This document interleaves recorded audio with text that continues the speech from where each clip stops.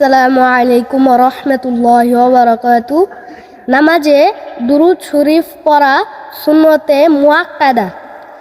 এই দুরূদ শরীফ মুখস্থ করা সবারই উচিত।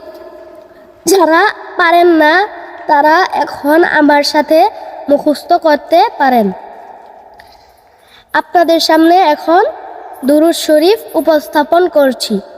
اللهم صل على محمد وعلى آل محمد كما صليت على إبراهيم وعلى آل إبراهيم إنك حميد مجيد اللهم بارك على محمد وعلى آل محمد كما باركت على إبراهيم وعلى آل إبراهيم إنك حميد مجيد السلام عليكم ورحمة الله وبركاته।